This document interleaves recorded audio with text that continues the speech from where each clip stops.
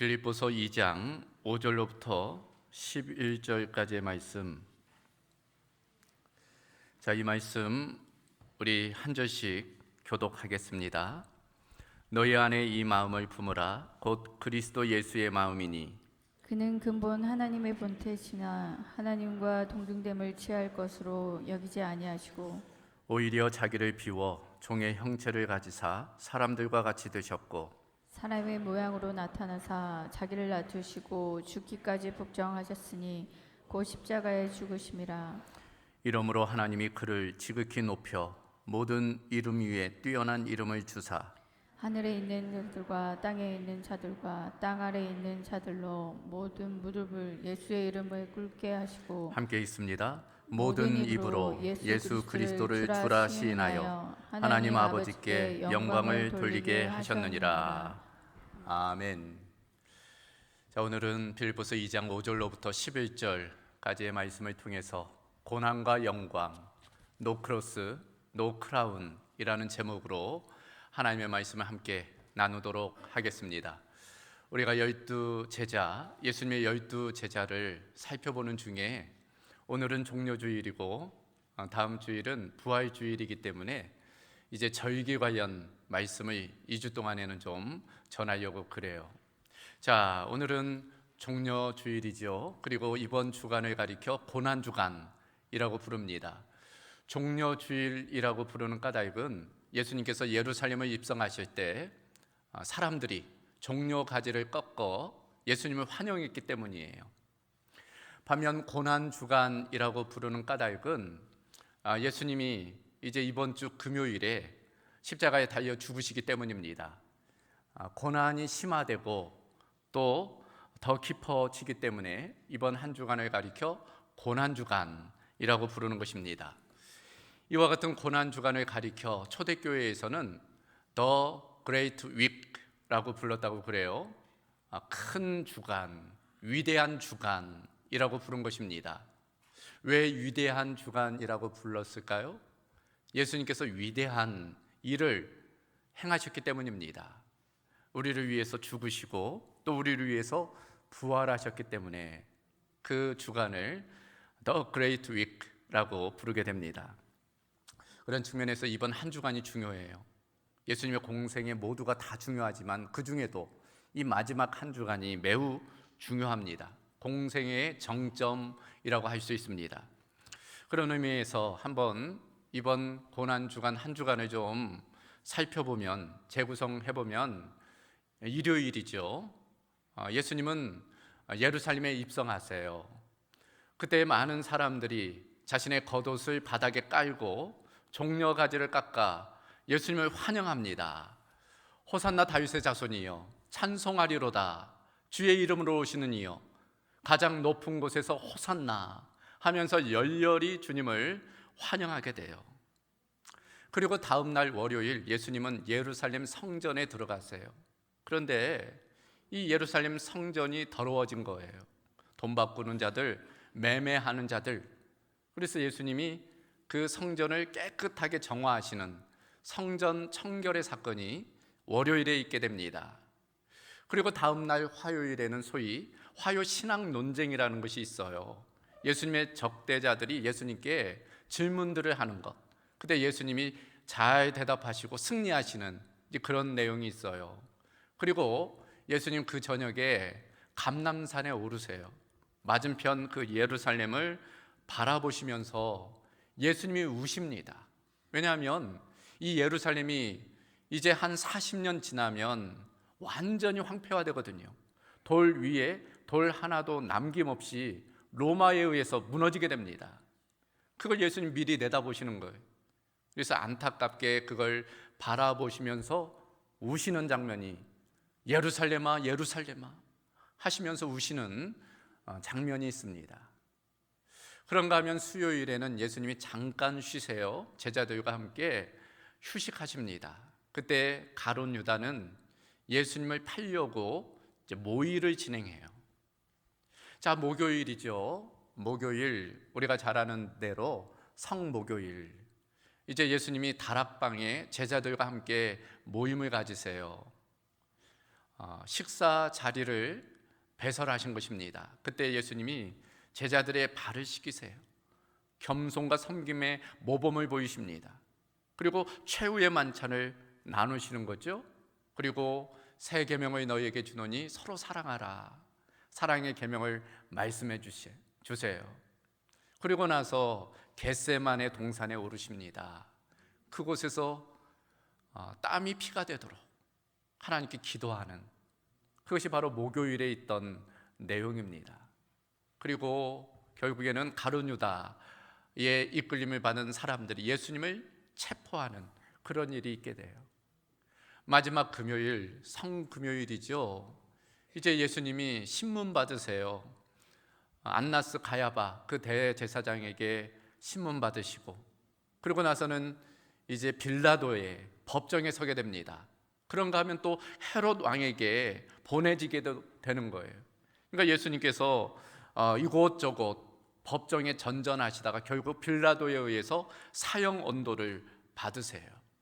이제 그때로부터 예수님께 채찍이 가해집니다. 머리에는 가시면류관을 쓰고 결국 골고다 언덕에 올라 십자가에 못 박혀 죽으세요. 금요일에 있었던 일입니다. 그리고 그 시신은 내려져서 무덤에 안치돼요. 다음 날 토요일 예수님은 그 무덤에 주검 상태로 머물러 계십니다. 그런데 그 다음 날 안식 후 첫날이죠. 일요일입니다. 그때 예수님께서는 사망 권세를 이기시고 부활을 하세요. 그것이 그 한 주간에 있었던 놀라운 일이라 할 수 있습니다. 이처럼 예수님의 마지막 한 주간을 돌이켜보면 예수님의 고난과 더불어 예수님의 영광이 서로 교차하고 있음을 볼 수 있습니다. 오늘은 그런 측면에서 소위 그리스도의 창가라고 불리우는 이 빌립보서 2장 5절로부터 11절 말씀을 통해서 예수 그리스도의 고난과 예수 그리스도의 영광이 무엇인지를 좀 함께 살펴보려고 합니다. 자, 먼저 첫 번째는 예수 그리스도의 고난입니다. 자, 여러분, 예수님의 고난하면 무엇이 떠오르세요? 대부분 십자가가 떠오를 거예요. 혹은 십자가만 떠오를지 모릅니다. 물론 예수님의 고난, 그 고통의 중심에 십자가가 있다는 것 분명해요. 그러나 십자가만 있는 게 아닙니다. 예수님의 고난에는 다른 것들도 있었다. 성경은 우리에게 말씀해 줍니다. 특별히 오늘 6절로부터 8절까지를 보면 예수님의 고난이 무엇이었는지를 우리에게 말씀해 주고 있습니다. 그 첫 번째는 성육신이에요. 자, 6절과 7절을 다시 보면 그는 근본 하나님의 본체시나 하나님과 동등됨을 취할 것으로 여기지 아니하시고 오히려 자기를 비워 종의 형체를 가지사 사람들과 같이 되셨다. 성육신을 말씀하고 있는 것입니다. 예수님이 육신, 사람이 되신 사건, 그게 예수님에게 있어서 큰 고난이었습니다. 여러분, 독수리를 알고 계시죠?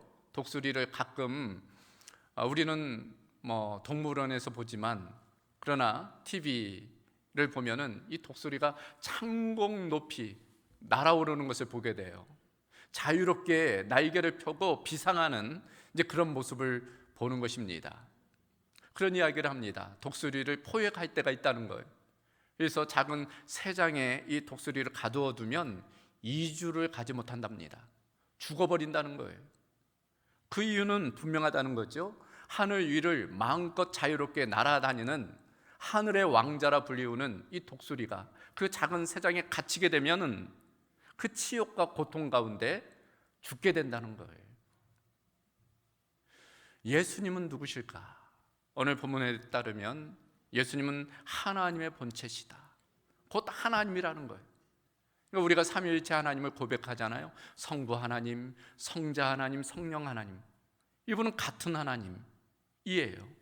근데 그 하나님께서 하늘 보좌를 버리시고 이 땅에 내려오셨다는 거예요. 하나님의 본체가 종의 형체로 사람이 되셨다. 지금 말씀합니다. 창조주가 피조물이 된 거예요. 전능자가 무능자가 된 것입니다. 자유자가 종이 된 거예요. 여러분, 그 고통이 얼마나 클지 우리는 상상할 수 없어요. 이를 위해서 예수님께서는 자기를 비우셨다. 케노시스입니다. 자기를 비웠다는 거예요. 자신의 권한을 내려놓은 거예요. 자신의 능력을 포기한 것입니다. 자유를, 명예를 다 내려놓은 거예요. 그 내려놓음이 얼마나 큰지 우리는 상상할 수 없는 거예요. 예수님 그런 고난 받으신 거죠. 성육신, 그것은 예수님의 큰 고난이었습니다. 더불어 예수님의 고난, 그것은 바로 예수님의 생애 자체입니다. 8절 말씀 다시 보면 사람의 모양으로 나타나사 자기를 낮추셨다라고 되어져 있어요. 사람으로 살으셨다는 그런 내용입니다. 예수님의 생애는 크게 두 부분으로 나누어지죠. 사생애와 공생애입니다. 사생애, 예수님이 세례받기 전 사적으로 사신 그 삶을 사생애라고 불러요. 예수님의 사생애 기간, 예수님 많은 고난 받으셨어요. 태어나자마자 그러셨습니다. 예수님 태어나자마자 죽을 위기를 경험하잖아요. 헤롯 왕이 유아 살해를 명령했어요. 예수님 죽을 뻔했습니다. 그걸 피해서 예수님 애굽으로, 그 갓난아기가 애굽으로 피신하잖아요. 거기서 얼마간 살다가 헤롯이 죽었다는 이야기를 듣고 다시 돌아오지만 어디서 사세요? 예수님이 갈릴리 나사렛, 아주 소외되고 가난한 동네에서 예수님 자라셨어요. 예수님의 아버지는 목수였잖아요. 그래서 예수님도 목수 일을 했습니다. 그런데 그 아버지가 일찍 사망해요. 그래서 일찍 예수님은 가장으로서의 책임을 감당해야 됐습니다. 그러니까 30년 동안 예수님은 그런 고난을 경험하세요. 그뿐입니까? 이제 공생애가 시작되잖아요. 공생애는 말할 것도 없습니다. 예수님 세례 받으시고 하나님 나라 사역을 위해서 가르치시고 전파하시고 고치시는 그 사역을 감당해요. 그러나 환영받지를 못합니다. 예수님을 반대하는 사람들이 많이 있었어요. 바리새인들, 틈만 나면 율법을 들먹이며 예수님을 공격하잖아요. 사두개인 마찬가지고 장로들, 로마의 관원들 예수님을 못 잡아먹어 난리가 나요. 혈안이 되어 있습니다. 그런 모진 고통 예수님 당하셔야만 했어요. 모욕당하시고 손가락질 당하시고 예수님 고통 당하셨습니다. 그래서 히브리서 4장 15절에 보면 우리에게 있는 대제사장은 우리의 연약함을 동정하지 못하실 이가 아니요 모든 일에 우리와 똑같이 시험을 받으신 이로되 죄는 없으시니라. 우리와 똑같이 시험을 받으셨다는 것, 우리와 똑같은 고난을 받으셨다는 거예요. 예수님은 우리가 당하는 모든 고난을 그 삶 가운데 다 경험했다는 거예요. 그래서 우리를 위로하지 못할 리가 아니라는 거예요. 우리는 너무 잘 알고 있기 때문에 나도 안다, 나도 그런 고통 경험해봤어. 예수님 말씀하시는 거예요. 그러니까 예수님의 생애도 참 고난이 있었다는 것 우리는 기억해야 됩니다. 그러나 뭐니 해도 예수님의 고난은 십자가이지요. 그래서 오늘 8절을 보면 죽기까지 복종하셨으니 곧 십자가의 죽으심이라 말씀하고 있어요. 십자가. 여러분, 우리는 그저 상상으로만 그 십자가를 생각해요. 그 십자가가 얼마나 큰 고통인지 가늠조차 할 수 없습니다.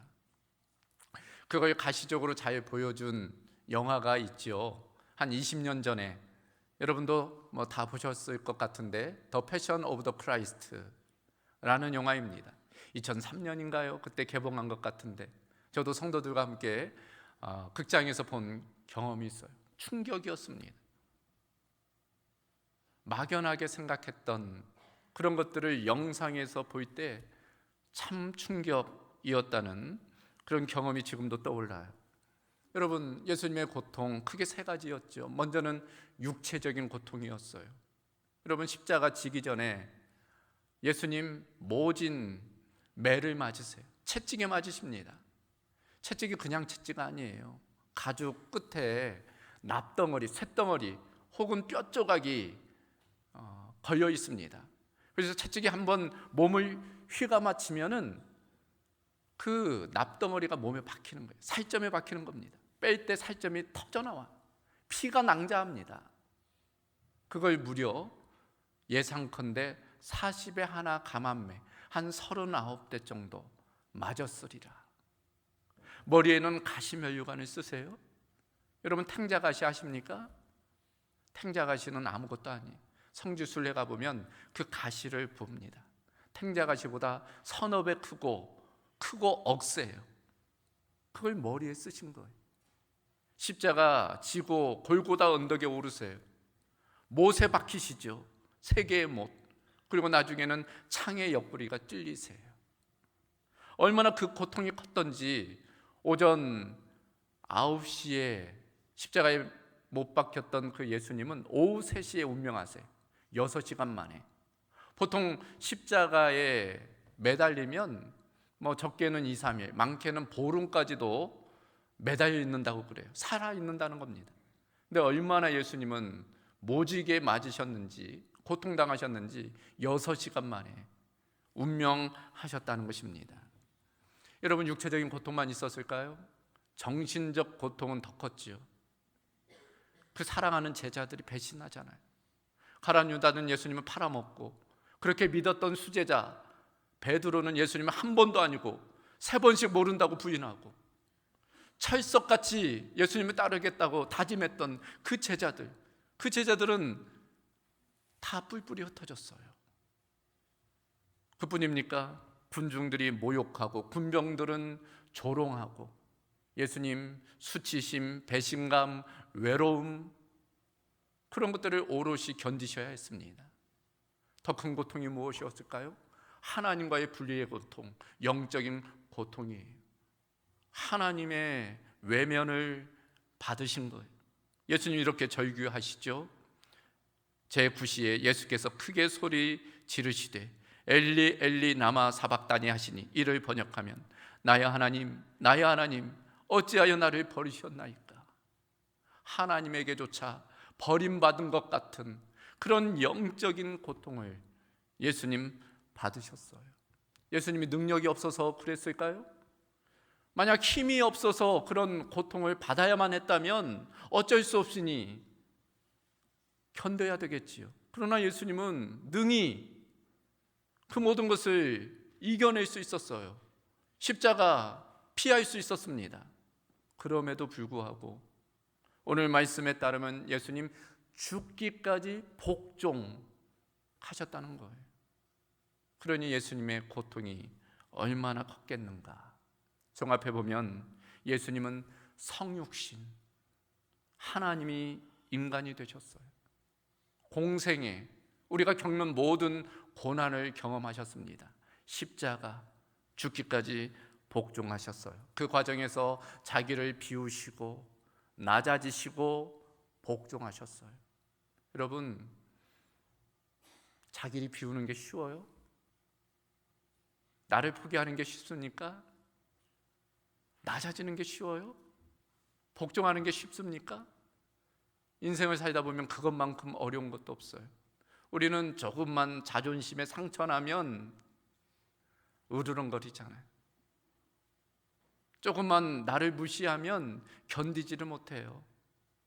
근데 예수님은 하나님이 인간의 조롱을, 그 괴롭힘을 견뎌내셨다는 것입니다. 이와 같은 예수님의 고난, 누구 때문일까요? 무엇 때문일까요? 누구를 위하여, 무엇을 위하여 예수님이 이런 고난 당하셨을까요? 우리 때문, 우리의 죄 때문입니다. 우리를 위하여서, 우리를 구원하기 위해서 예수님이 이런 고난 당하셨어요. 그래서 이사야 선지자는 이렇게 선포합니다. 그는 실로 우리의 질고를 지고 우리의 슬픔을 당하였거늘 우리는 생각하기를 그는 징벌을 받아 하나님께 맞으며 고난을 당한다 하였노라. 그가 찔림은 우리의 허물 때문이요 그가 상함은 우리의 죄악 때문이라. 그가 징계를 받음으로 우리는 평안을 누리고 그가 채찍에 맞음으로 우리는 나음을 받았도다. 여러분, 이 말씀에 우리라는 단어가 몇 번이나 있을까요? 무려 7번입니다. 예수님이 고난당하신 이유는 우리 때문이라는 거예요. 예수님 죄가 없으시잖아요. 예수님이 실정법을 어기신 것도 없고 도덕률을 깬 일도 없어요. 파렴치한 일을 하신 일도 없습니다. 그런데도 그분께서 고난당하신 이유는 단 한 가지라는 거예요. 우리 때문이라는 것입니다. 우리의 죄 때문이다 말씀하고 있어요. 여기서 우리가 누구일까요? 더 직접적으로 말하면 나 때문이에요. 바로 나 때문에, 나를 위해서 예수님이 고난 당하셨습니다. 이처럼 예수님은 우리를 위해 자기를 비우시고 낮아지시고 죽기까지 복종하셨어요. 그것이 바로 예수 그리스도의 고난입니다. 그러나 반전이 있어요. 오늘 말씀에는 예수님은 고난으로 끝나지 않는다 말씀하고 있어요. 예수님의 영광을 이야기하는 것입니다. 그래서 9절로부터 11절 이렇게 되어져 있습니다. 이러므로 하나님이 그를 지극히 높여 모든 이름 위에 뛰어난 이름을 주사 하늘에 있는 자들과 땅에 있는 자들과 땅 아래에 있는 자들로 모든 무릎을 예수의 이름에 꿇게 하시고 모든 입으로 예수 그리스도를 주라 시인하여 하나님 아버지께 영광을 돌리게 하셨느니라. 예수 그리스도의 영광에 관한 것입니다. 그런데 여러분, 여기서 중요한 단어가 있어요. 9절을 시작하는 첫 번째 단어, 이러므로입니다. 이러므로가 뭐예요? 바로 앞에 있었던 그 내용 때문에, 그 이유 때문에, 그것으로 말미암아 9절 이하 이런 영광이 예수님께 주어졌다 말씀하고 있는 거예요. 예수님이 자기를 비우시고 낮아지시고 죽기까지 복종하셨으므로 하나님께서는 빼앗겼던 그 예수님의 모든 것들을 다시금 채우시고 그를 높이시고 모든 이름이 그 예수님 앞에 무릎 꿇고 예수님을 주라 시인하게 하셨다 말씀하고 있는 것입니다. 자, 그렇다면 예수 그리스도의 영광이 무엇일까? 간단하게 몇 가지만 나누도록 하겠습니다. 그 첫 번째는 부활이죠. 예수님의 영광의 중심, 바로 부활이 있습니다. 예수님은 사망 권세를 이기시고 부활하세요. 여러분, 인간의 궁극적인 딜레마는 죽음의 문제입니다. 이 죽음의 문제를 극복한 사람은 아무도 없어요. 오직 예수님만이 그 죽음의 문제를 이겨내십니다. 승리하세요. 빅토리. 사망 권세를 이기신 그 주님의 부활의 사건, 그것은 바로 영광의 사건인 거예요. 두 번째는 승귀입니다. 승천이라고도 하지만 본디 더 정확한 표현은 승귀예요. 승귀라는 건 원래 있던 자리로 올라가는 거예요. 예수님 낮아지셨잖아요. 인간이 되셨습니다. 구유에 태어나셨어요. 낮고 천왕국 내려오셨다가 다시금 원래 있던 자리, 하나님 우편 그 보좌로 승귀 올라가신 거예요. 그래서 모두가 그 주님을 우러러 보게 된 것입니다. 예수님의 영광이지요. 그리고 마지막 예수님의 영광, 그건 바로 재림이에요. 하늘 보좌에 앉으신 그 주님께서 다시 이 땅에 오시는 거예요. 내가 다시 오겠다 말씀하셨는데 그 약속대로 예수님이 재림하세요. 그걸 요한계시록 1장 7절에는 이렇게 표현합니다. 볼지어다 그가 구름을 타고 오시리라. 각 사람의 눈이 그를 보겠고 그를 찌른 자들도 볼 것이요 땅에 있는 모든 족속이 그로 말미암아 애곡하리라. 예수님이 재림하실 때 모든 사람들이 그 주님을 보게 되리라. 영광 중에 오시는 주님, 그 주님께서는 이제 심판주로 오세요. 그래서 오늘 본문에 따르면 하늘에 있는 자들, 천사들이죠. 땅에 있는 자들, 살아있는 자들입니다. 땅 아래에 있는 자들, 이미 죽은 자들이에요. 그 모든 자들이 예수 그리스도 그 이름 앞에 무릎을 꿇는다는 거예요. 그리고 그 주님을, 예수님을 영광 올려드리는 거예요. 주 중에 주시오 왕 중에 왕이신 주님께 찬양과 영광을 올려 드리게 되는 것입니다. 그것이 바로 마땅히 받으셔야 할 예수님의 영광임을 오늘 말씀이 우리에게 보여주고 있는 것입니다. 분명한 것은 예수님이 그런 영광 받으시기 전에 고난 받으셨다는 거예요. 고난을 견디셨기에 그런 영광을 받으시게 되었다. 오늘 말씀해 주는 것입니다. 우리도 마찬가지입니다. 여러분, 로마서 8장 18절에 따르면 생각하건대 현재의 고난은 장차 우리에게 나타날 영광과 비교할 수 없도다. 지금 예수님 때문에 어떤 고난을 받을지라도 그것은 장차 우리가 주님 때문에 받을 그 영광과 비교할 수 없는 것이다. 우리의 영광의 무게입니다. 우리 영광의 크기, 지금 어떤 고난을 당할지라도 그것은 그 영광과 비교할 수 없는 것이다. 그래서 우리의 믿음의 선배들은 어떤 고난도 견딜 수 있었습니다. 그래서 바울 사도는 이렇게 힘주어 권면합니다. 오늘 5절이죠. 너희 안에 이 마음을 품으라. 곧 그리스도 예수의 마음이라. 우리가 그 예수님의 마음을 품어야 된다는 거예요. 낮아짐의 마음, 자기를 비우는 마음, 죽기까지 복종하는 그 예수님의 마음을 본받아야 된다 말씀합니다. 히브리서 기자도 같은 권면을 하고 있어요. 믿음의 주요 또 온전하게 하시는 이인 예수를 바라보자. 그는 그 앞에 있는 기쁨을 위하여 십자가를 참으사 부끄러움을 개의치 아니하시더니 하나님 보좌 우편에 앉으셨느니라. 그 앞에 있는 기쁨, 그 영광을 예수님도 바라보시고 부끄러움을 참으셨다는 거예요.